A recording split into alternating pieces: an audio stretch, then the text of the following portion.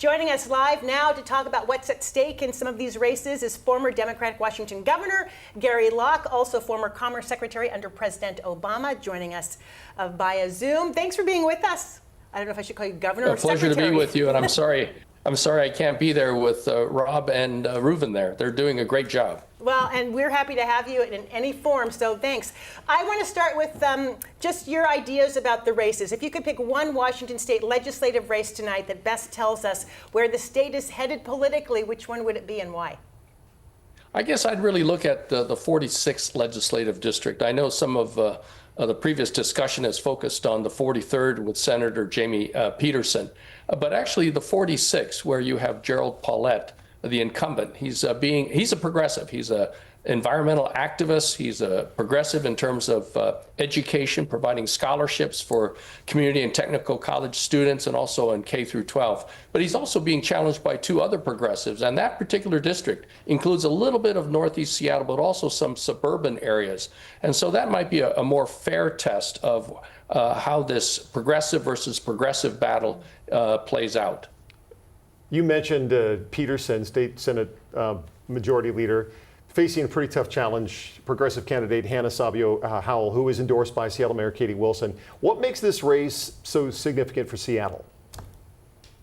Well, Senator Peterson has really been a champion of progressive politics all his life. He's the main author and sponsor of the millionaire's tax. He's really helped provide funds and funding for Seattle to allow them to expand human services, mental illness issues, homelessness issues, but also giving them the flexibility and the tools to raise their own funds.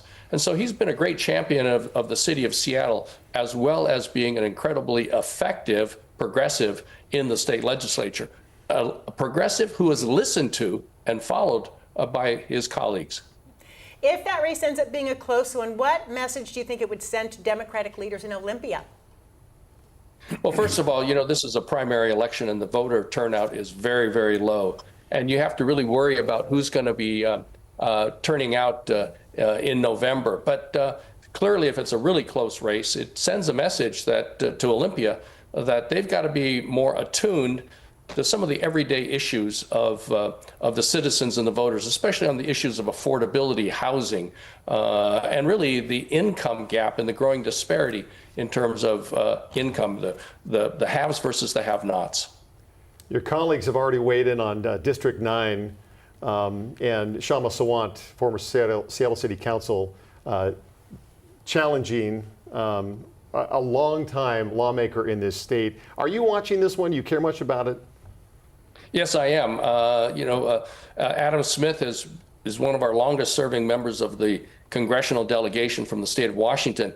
If the Democrats regain control of the House, he is in line to become chairman of the Armed Services Committee, and he will be in a particularly effective position to blunt and thwart many of the policies coming out of both the Defense Department and President Trump. And he's going to be making sure that there's less waste and fraud in the Defense Department, where all these no-bid contracts are being awarded to the allies of President Trump. We are, as you mentioned, seeing more progressive candidates, but also more independent candidates entering races this cycle. What do you make of that trend, and what does it say about where voters are headed? Well, I think it really shows that people are really dissatisfied with both the Democratic and the Republican Party. They want more independence. They don't want members of the legislature or the members of Congress voting lockstep with their own particular party, which is why I think the race involving Marie Gluesenkamp-Perez is very interesting. She's also being challenged by a Democrat. She's being criticized for sometimes voting with the Republicans. It's ironic that the Democrats want the Republicans to sometimes vote with them, to not vote in lockstep with President Trump, and yet she's being criticized for not voting in lockstep with the Democratic leadership. I think she represents the values of her district, and it'll be interesting to see just how much support Senator Braun, the Republican who's been endorsed by President Trump, will receive versus the more independent and pragmatic Representative Perez. District 3, I mean, that is, I think, one that we could sit here and talk about for an hour. It's the most interesting to me. What are your thoughts going back to the history? Do you think this is something that is Braun the right guy, the right Republican to take that seat back over? Well, I'm not that familiar with his voting record, but again, he's heavily supported and strongly supported by President Trump. He's touting that support, and it'll be interesting to see how that plays with the independents and the moderates within the district. You know, the Republicans will always vote for Republican, Democrats vote for the Democratic candidate, but elections are won and lost in the middle among the independents and the moderates. And so the question is, do they feel that their dismay and their dissatisfaction with the policies of President Trump will carry over and lead to a victory for Congresswoman Perez?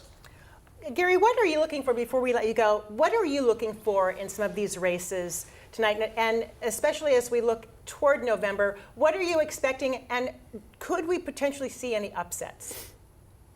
I don't think you'll see any upsets. Obviously, as both Rob McKenna and Reuven Carlyle have talked about, the races in Seattle, the 43rd legislative district, how close will that be? You know, that's an area that is heavily, strongly, very liberal Democratic, progressive Democratic. And so then the question is, you have a battle between two progressives, a highly respected progressive legislator in Senator Peterson versus a newcomer. They're both progressives, and the question is, are they progressive enough to the voters?